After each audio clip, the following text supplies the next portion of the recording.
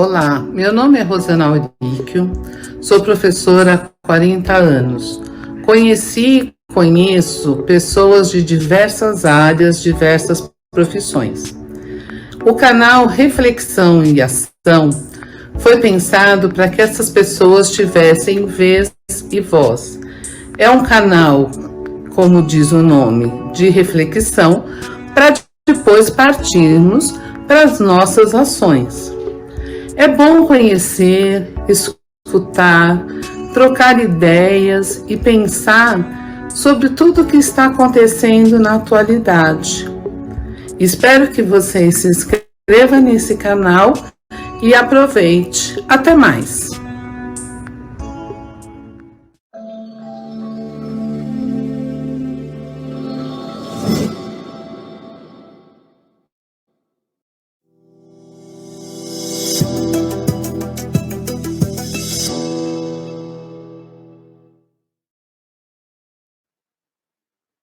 Sejam todos bem-vindos, sejam todas bem-vindas. Nosso canal Reflexão e Ação traz o tema Setembro Amarelo, para lembrar que a vida é preciosa. Algumas frases que circulam na internet. Não é drama, não é chamar atenção, nem é a falta de Deus, e muito menos frescura. Tenha em mente que os momentos difíceis também passam. Não ignore um pedido de ajuda. Fique atento aos sinais. Todas as vidas importam. Tudo na vida é passageiro, inclusive as dores e dificuldades. Por isso, seja forte e não desista. Nossa convidada de hoje é a doutora Eliana Auríquio, pediatra com especialização em ibiatria e bacharel em Direito. Seja muito bem-vinda, doutora Eliana. Por que é importante a comemoração do Setembro Amarelo? Boa noite, é um prazer estar aqui com vocês. E dentro do canal Reflexão e Ação, a gente vai ter um momento que chama Saúde em Foco. E nesse momento, hoje, a gente vai falar sobre o suicídio. Algum tempo atrás, suicídio era uma coisa que não era falado, era um tabu. Quem cometia suicídio era uma pessoa à parte da sociedade, uma pessoa que não tinha Deus no coração, uma pessoa que não tinha religião, uma pessoa que não era uma pessoa digna, não era uma pessoa respeitável, era uma pessoa fraca, era uma pessoa que não sabia enfrentar os problemas, era uma pessoa de quem não se falava. Ela simplesmente cometia o suicídio e era como se essa pessoa nunca tivesse existido. Não tivesse uma história, uma família, problemas. E isso foi durante muito tempo, né? Porém, nesses últimos 1 ano e meio, quase 2 anos, a partir do começo da pandemia, as coisas mudaram, a realidade mudou, a realidade de todo mundo mudou. Das pessoas de bem, das pessoas que têm religião, das pessoas que acreditam em Deus ou não, das pessoas que são ditas dignas. E a partir daí, qualquer um poderia cometer o suicídio. Adultos, adolescentes e até os pequenos. Os pequenos até por desconhecimento do que estariam fazendo, por acidentes, um suicídio de forma acidental. Os maiores muitas vezes, por problemas que, numa outra situação, uma situação que a gente não tivesse trancado dentro de casa, sem comunicação com as outras pessoas, comunicação essa direta, né? Sem o abraço, sem o carinho, sem o aperto de mão, talvez resolveriam esses mesmos problemas de uma outra forma. Porém, e eu vejo isso com os meus pacientes, eu atendo tanto crianças como adolescentes, que é a Beatriz. Os problemas tornaram-se muito maiores. Problemas que se resolveria com uma ida até o portão, hoje em dia é um drama.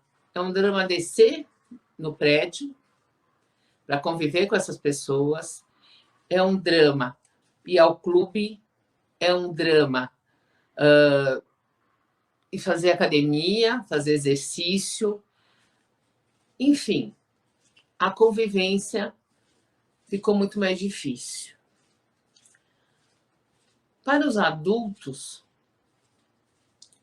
o mundo, então, virou de ponta cabeça. Muitos perderam o emprego, não conseguem sustentar suas famílias, não conseguem pagar as contas, os problemas se agigantaram.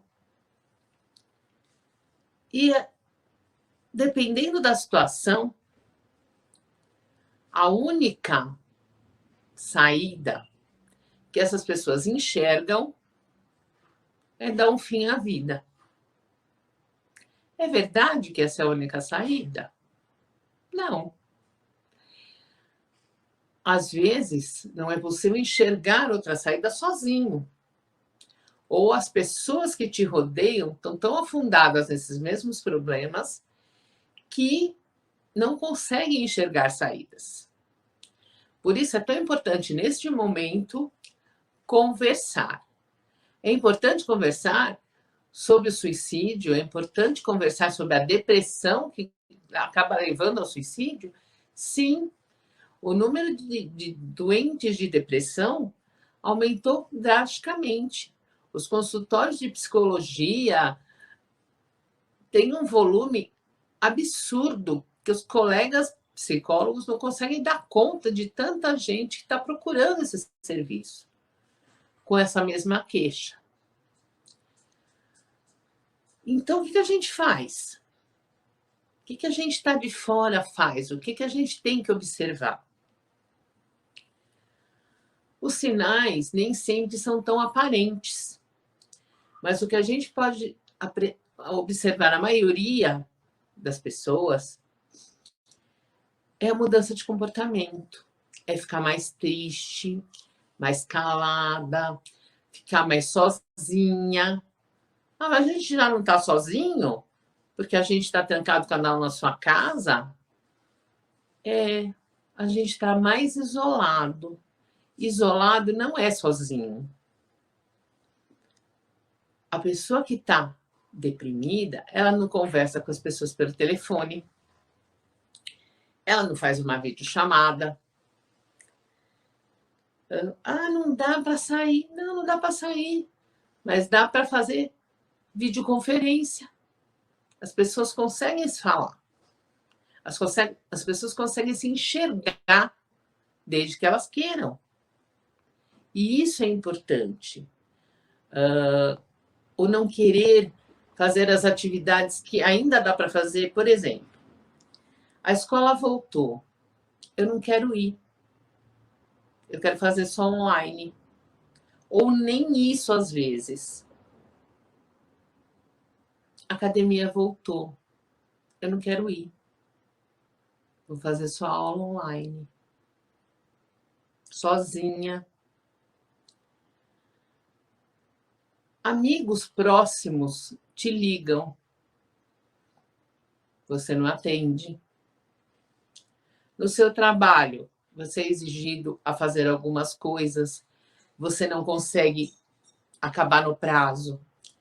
Antes, você era uma pessoa que terminava o seu serviço, entregava tudo direitinho, não tinha problema. Você começa a ter problemas no serviço, Para os que ainda mantêm o serviço, você começa a atrasar, você começa a perder os prazos de entrega, você começa a perder os clientes, a não responder aos clientes que te procuram. Tudo isso são sinais indiretos de depressão. São sinais de quem está pedindo socorro. Outro sinal que é muito comum, principalmente nos adultos, é uma alegria desmedida quando está com as outras pessoas, que não tem muito nexo naquilo que fala, que não tem muito sentido naquela alegria toda para a situação que está sendo vivida naquele momento. É aquela pessoa que quer mostrar que está tão bem que extrapola o comportamento adequado para certas situações. Ah, mas eu sou expansiva. Tudo bem? Seja expansiva. Não seja abusiva no seu comportamento. É diferente. O suicídio é a última medida de um desespero tão grande e de um problema tão grande que a pessoa não tem saída, não acha essa saída. Então, é importante pais, mães, professores, colegas de serviço, que observem essas alterações de comportamento, de humor. A pessoa chega bem, dali a pouco está brigando com todo mundo, ou chega brigando com todo mundo, dali a pouco está rindo descontroladamente. São alterações de comportamento e de humor que nos levam a perceber que a pessoa está com algum problema. Aquela pessoa que do nada começa a chorar, aquela pessoa que se emociona com tudo e às vezes com coisas que nem dizem respeito diretamente a ela, mas que um problema num outro lugar afeta de uma tal maneira fora do controle, fora do aceitável. Qual é o aceitável, então? Não é diferente para cada um? Sim, é verdade. Cada um tem um jeito de enxergar as coisas, de enfrentar seus problemas. Porém, o comportamento racional das pessoas, a gente consegue ter um limite para as coisas. Já pensou se o limite não existisse? Como ia ser? Cada um ia fazer o que quer, a hora que quer, e não é assim. Para os adolescentes, principalmente, a gente começa a perceber, e eles começam a apresentar, sinais de automutilação. Então, eles se machucam, eles se cortam, eles batem nas coisas, esbarram nas coisas de uma forma desleixada, eu não diria proposital, mas desleixada, para que acabem se machucando mesmo. Isso é um outro jeito de pedir ajuda. A gente tem visto muito isso, sim, pais atentos e preocupados e que percebem isso. Na pandemia, a gente teve um aumento do consumo de álcool e de drogas em todas as faixas etárias, a partir da adolescência até os adultos. Os pequenos, graças a Deus, estão fora dessa, a maioria. Portanto, é muito importante que se discuta, que se converse sobre o suicídio em si? Não. Que se converse sobre tristeza, que se converse sobre saudade, que se converse sobre o sentido de ficar sozinho, que se converse sobre solidão. E de que forma essas coisas, esses sentimentos, afetam a sua vida. Ah, eu tô meio sozinha, tô meio tristonha tal. Ah, mas depois, amanhã já passou. Ok, comportamento normal, esperado. Ah, eu tô muito triste. Hoje eu não vou sair de casa. Amanhã eu não vou sair de casa, mas também não vou comer, porque eu tô com fome, eu tenho vontade de sair daqui. Depois não vou comer, nem vou tomar banho também. Para que eu vou sair daqui? Vou ficar aqui mesmo, onde eu tô. Ah, fulana ligou, eu não tô afim agora. Depois eu ligo. Depois eu vejo. Depois eu faço. Depois eu vejo. Depois eu faço. Pode terminar numa depressão tão profunda que o depois seja uma tentativa de suicídio.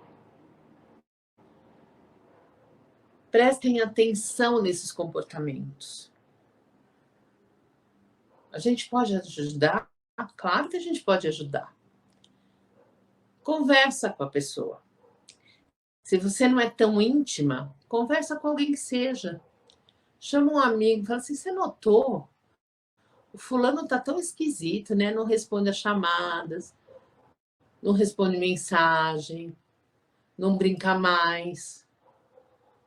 A gente fala de planos porque vai acontecer daqui a alguns meses, quando a pandemia acabar e a gente puder sair. Ele não tem plano nenhum, ele não concorda, ele não discorda, é indiferente. Um professor meu dizia que a indiferença é o pior sentimento que você pode sentir por alguma situação ou por alguém. O gostar ou não é uma coisa que te move, né? Mostra que você tem sentimento por aquilo. Bom ou ruim, tanto faz. Mas você sente alguma coisa. Quando a pessoa cai na faixa da indiferença, ou a situação cai na faixa da indiferença, não significa mais nada. Nem bom, nem ruim. Cabe a nós realmente prestar atenção e tentar ajudar essas pessoas e fazer um diagnóstico dessa situação. Eu não tenho dúvida. Não tenho dúvida nenhuma disso. E como ajuda, então? A gente procura um psicólogo, a gente procura um psiquiatra? Não. Procura a pessoa que está passando por isso. Às vezes ela só precisa de uma palavra que diga, presta atenção. Seu problema tem solução, sim. E não é essa solução que você está pensando.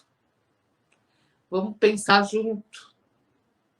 Ó, fulano também passou por isso, aconteceu isso, ele fez aquilo. Tem grupos na internet de ajuda a essas pessoas. Tem o Centro de Valorização da Vida, que continua atuante. Então, são coisas que podem, de toda forma, ajudar e a gente prevenir. O Setembro Amarelo é importante por isso. Qualquer vida que for salva dessa forma, já valeu. Eu queria agradecer.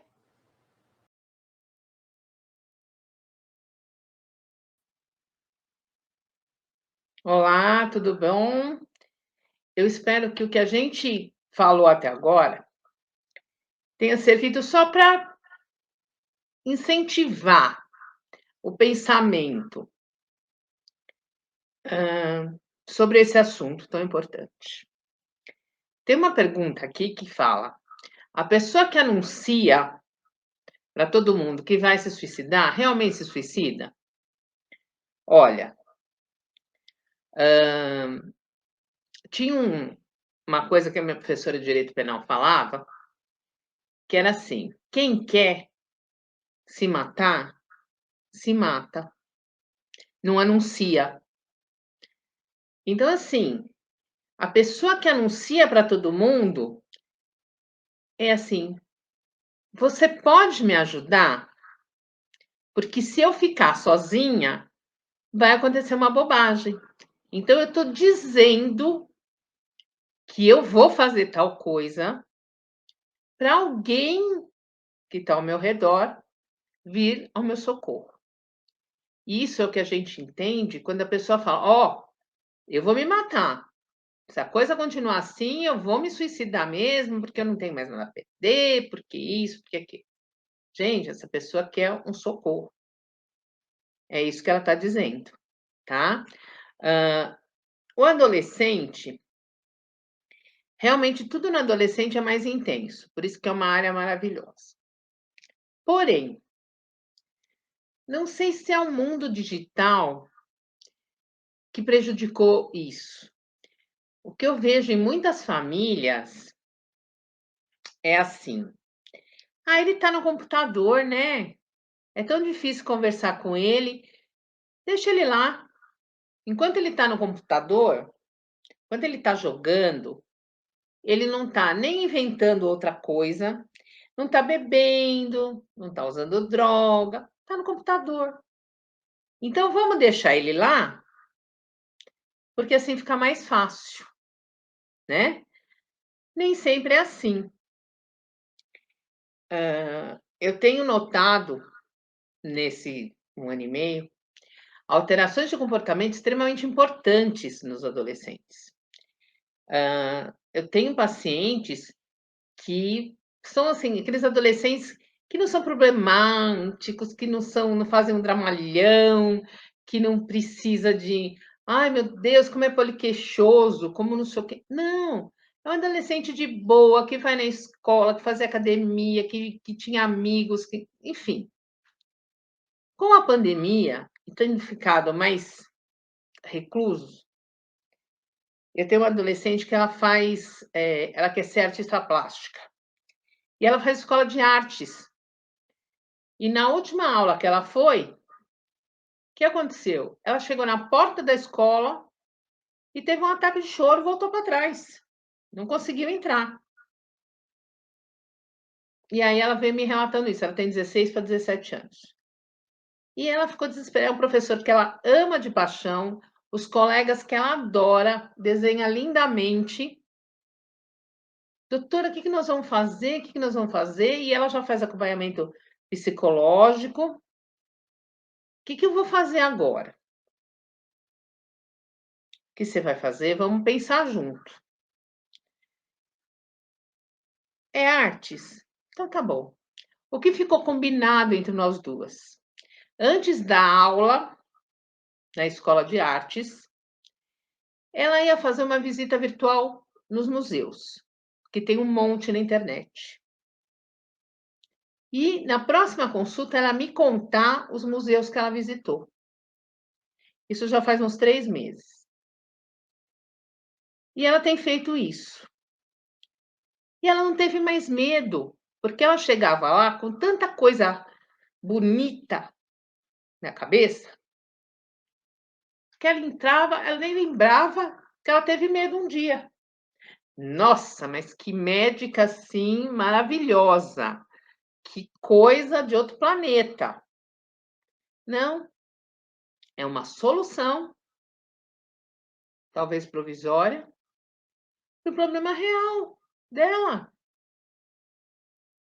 Nada de outro mundo, nenhuma terapêutica maravilhosa estudada nas grandes universidades. Uma coisa simples, ouvir. As pessoas precisam de atenção? Sim. Os idosos também. Ah, mas ele já não sai muito de casa, ele já fica mais quietinho, já não saía antes da pandemia, ia quando muito um vizinho ia tomar café na minha casa. Tá bom. Ia no bingo, tudo bem. Com essa pandemia, as pessoas já se retraíram mais, já ficaram por si só mais sozinhas por causa do distanciamento. Só não tem distanciamento na praia e no boteco. No resto, o distanciamento social está funcionando bem, tá? Mas no feriado, o vírus tira feriado também, não tem corona, não tem mais nada, né? Então, assim, as pessoas, os mais velhos, que já são mais quietinhos, já costumam ficar mais um deles, precisam de mais atenção. Precisam de gente que conversem, né? Ah, precisa ir lá, precisa saber se quer um café. Simples, simples. Tristeza mata, tá? Mas imagina, minha mãe mora comigo, meu pai mora comigo, eu dou atenção para eles, tudo. Uhum, é o suficiente. Se te chamarem para sair, seu pai pedir para você ficar, o que você faz? Você já está com a chave na mão, né? Pensa nisso. Filhos muito quietos. A gente sempre fala que criança, quando está muito quieta, ou está doente ou está fazendo arte, né? Isso vale para adolescente, isso vale para adulto, isso vale para idoso. Ou está doente ou está fazendo arte. Gente, o que é fazer arte? Então a gente não pode ficar quieto na vida? Pode. Todo mundo tem seus momentos de querer ficar em isolamento, de querer ficar no seu cantinho, claro. Mas é preciso um silêncio vigiado, né? Não é controlado. Mas é de vez em quando ir lá, tá tudo bem? Vamos tomar um café?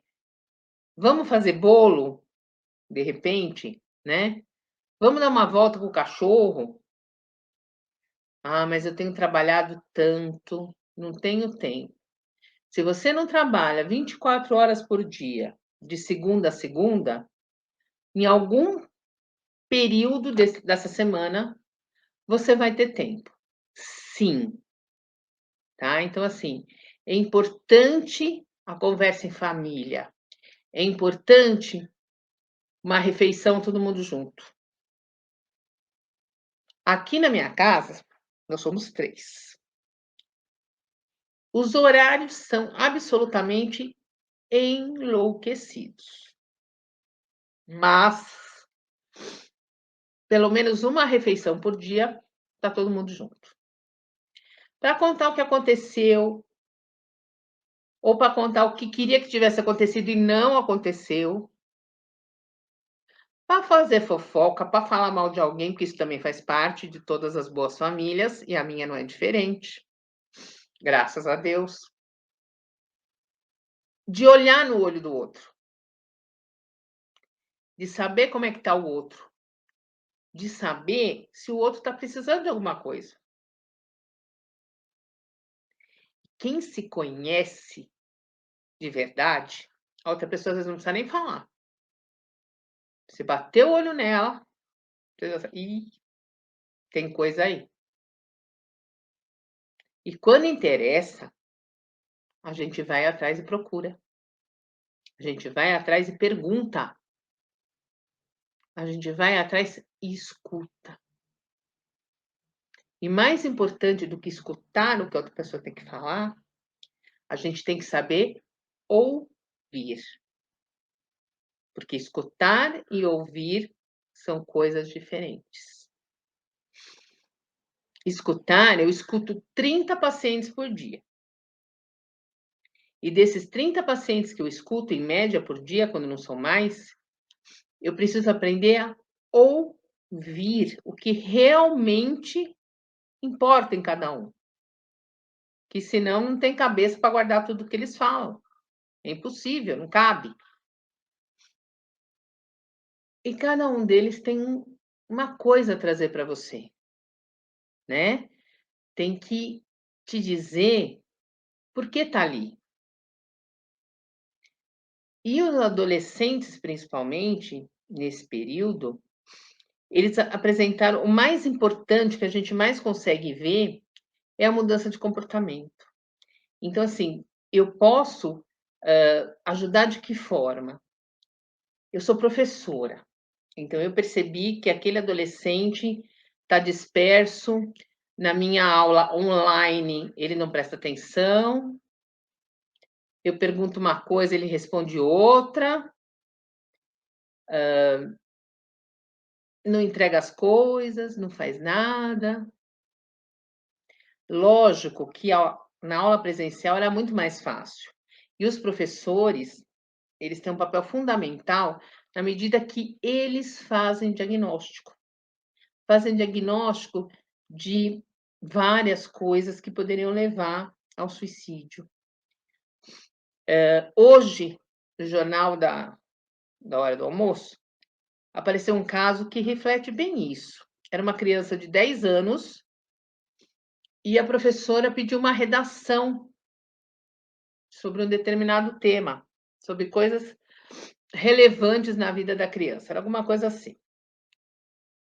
Bom, a redação da menina levou o padrasto e o ex-padrasto para a cadeia.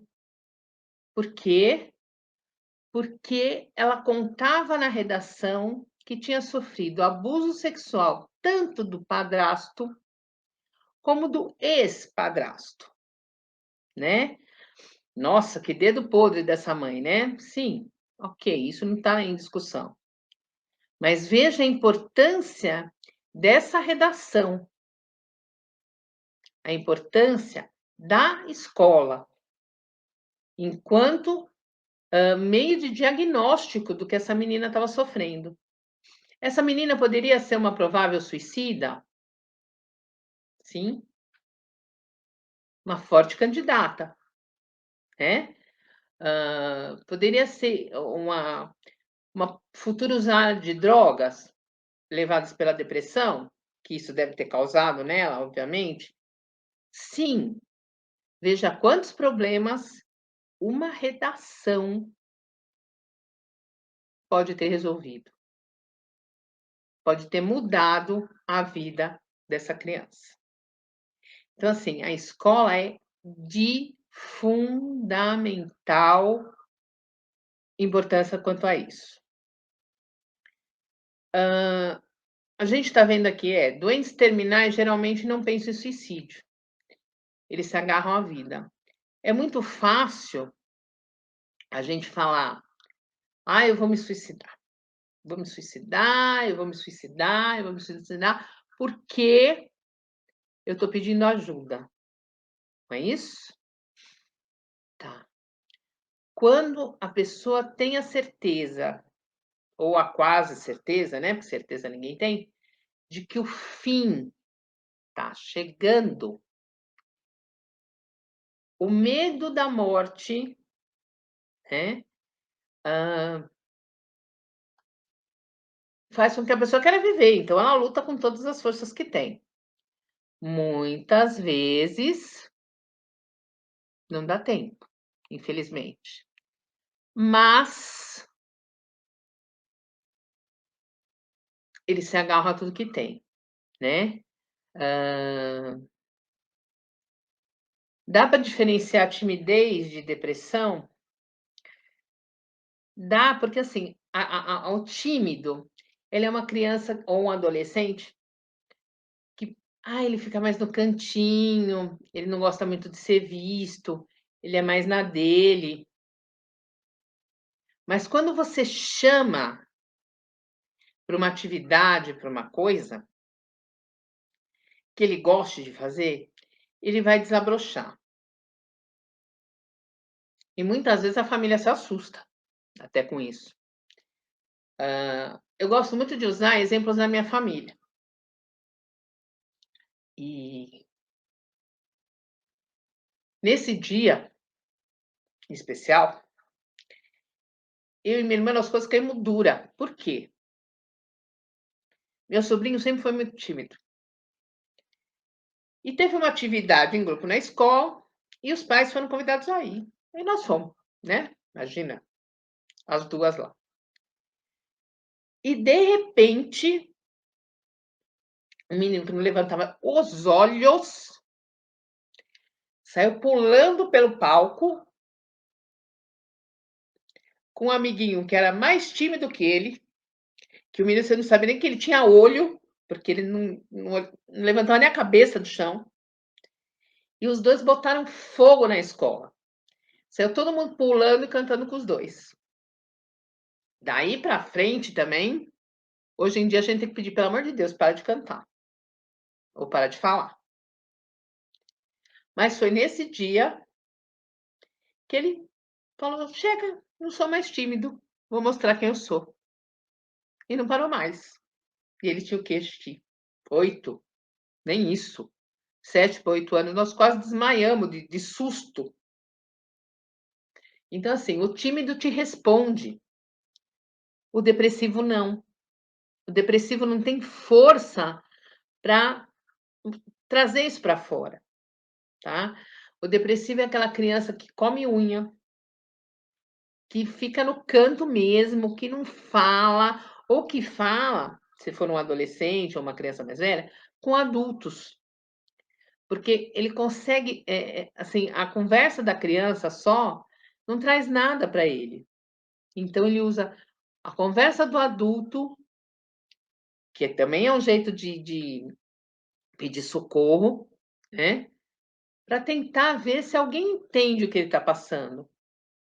Se alguém enxerga que aquilo que está acontecendo com ele é maior do que ele consegue suportar. Se aquele comportamento, aquele isolamento, né, social pré-pandemia, isolamento social forçado, isolamento que ele se impõe, se alguém nota isso e ajuda, porque é maior que ele. O adolescente tem algumas coisas, em especial, que já dificultam essa idade, né? A aceitação da mudança do corpo, a aceitação de que, nossa, eu não sou mais criança, mas eu também não sou adulto. Onde que eu tô? Qual é o meu lugar nesse mundo? O que eu vou ser quando eu crescer, mas eu já cresci e não sei. Então, assim, são muitas possibilidades e que às vezes a gente não consegue realmente ajudar, né? Então, o que eu faço? Meu Deus do céu, tem um filho adolescente, o que que eu vou fazer? É ele que precisa de ajuda, é você? Ou é os dois, né? Então, precisa pensar nisso. Ai, mas psicólogo, nossa, é caro. Ai, vou achar que meu filho tá com algum problema. Gente, já foi isso, hein? Psicólogo e psiquiatra não é médico de maluco, como se achava há um tempo atrás. Psicólogo, às vezes precisa mesmo ajudar nessa transição, tá? Nesse enfrentamento de realidade de vida diferente. Hoje em dia são tantas oportunidades que esses adolescentes têm, são tantas chamamentos, acho que a gente pode dizer assim, do mundo exterior, de querer estudar fora, de querer ter um videogame melhor, uma cadeira de gamer, uns negócios lá diferente. Então, assim, precisa de conversa. Você pode dar isso para o seu filho. Ah, meu filho gosta de desenvolver videogame, né? Que agora eles sabem tudo. Com 5 anos de idade, eles já sabem fazer isso. Vai junto, vê qual é o tema, conversa com ele e fala assim: bora lá, vamos discutir junto o que vai ser o seu próximo jogo. Como é que a gente chega nisso? Participa. Ah, mas ele não gosta de conversar muito comigo, ele gosta de conversar mais com. Interessa. Desde que ele converse com alguém, pode ser com a vizinha, pode ser com o pai ou com a mãe, mas que ele converse com alguém, né? Deixa eu ver outra pergunta aqui.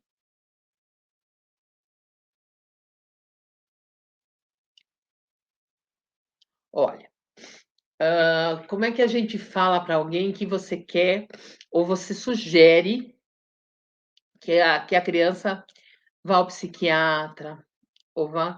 Se for uma criança maior, sugira a criança. É o que eu tenho feito. Às vezes a criança chega, tá triste, tá isso, a mãe fala um monte de coisa, tudo. Aí eu olho bem para a cara da criança ou do adolescente e falo assim: o que que você acha? Você precisa ir nesse outro médico? Conversar com esse outro colega? Às vezes eles falam para mim: mas para quê? Para que que vai servir? Ah, porque uma pessoa de fora às vezes pode te entender melhor, pode entender melhor o seu problema, conversar sobre outras coisas, que às vezes a gente não gosta de conversar com mãe e pai. O que que você acha? Às vezes eles falam para mim assim: não quero. Tudo bem. Quando você quiser, você fala para mim e a gente encaminha. Às vezes eles falam para mim: "O que você acha?" E eu falo: "Eu acho que seria legal". Sempre é bom conversar com outra pessoa, conversar, conhecer outras pessoas, conhecer o que elas acham. Ou às vezes eles falam para mim: "Eu quero, eu posso ir sozinho? Ou minha mãe tem que ir junto?" "Pode ir sozinho, sua mãe vai com você, mas se você quiser ficar sozinho, não tem problema". Então, assim, uma vez que é explicado, uma vez que é colocado para eles, muitas vezes eles aceitam. Às vezes tem um pouco de resistência, mas na maioria das vezes eles aceitam.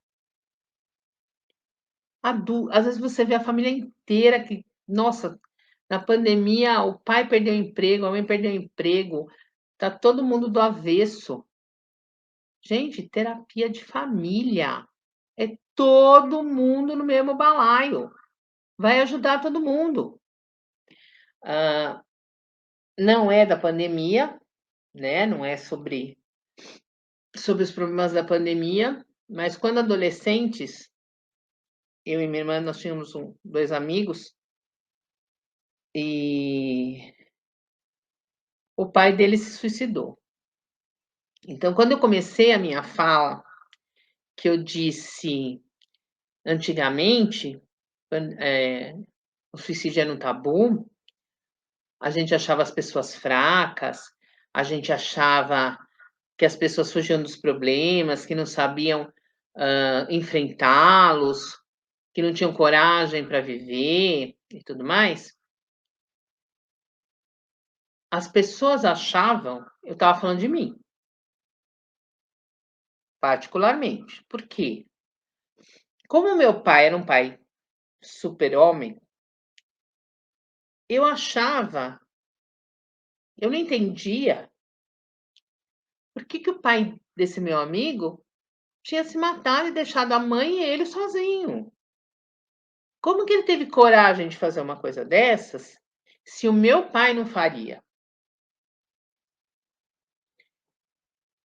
Se o meu pai trabalhava, se o meu pai sustentava a casa junto com a minha mãe, se o meu pai participava da vida das filhas, por que o pai dele não podia fazer isso?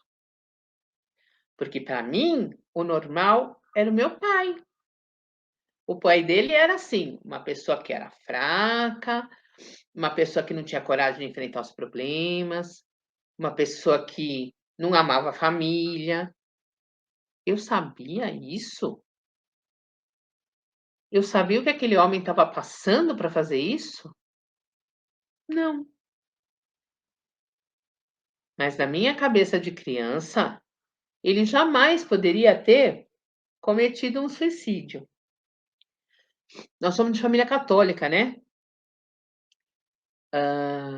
Então, imagina, quem tirava a própria vida, que era um dom de Deus, era uma pessoa sem fé, era uma pessoa pecadora, era uma pessoa, né? E a gente não pensava, em nenhum momento eu pensei no que aquele homem estava passando. Depois de adulta, é que eu falei: "Meu Deus, o que será que aquele homem estava passando de tão desesperador, que levou ele a essa situação tão drástica?". Enfim, faltou escutar ele lá atrás. O que não faltou para ele? Julgamento dos outros. O que levou esses filhos a ter vergonha do pai, a nunca falar sobre isso, a ter assim, a serem completamente diferente dos outros amigos, porque a mãe super protegia. Apesar de eles saírem sempre com a gente e tudo mais, mas o comportamento deles era muito diferente. Primeiros sinais de alerta: mudança de comportamento. Tanto para euforia, né, como para depressão. Minha gente, então assim, a gente gostaria que vocês, espero que vocês tenham aproveitado esse nosso bate-papo, longe de ter a pretensão de fazer um tratado sobre suicídio, mas sim apenas suscitar alguns pensamentos, né? Sim, superproteção gera insegurança, sim, tá? Aquele que a mãe fala, ela já tá com o copo d'água na mão, vai deixar ele com certeza fragilizado. Uma outra coisa, outra situação da minha família.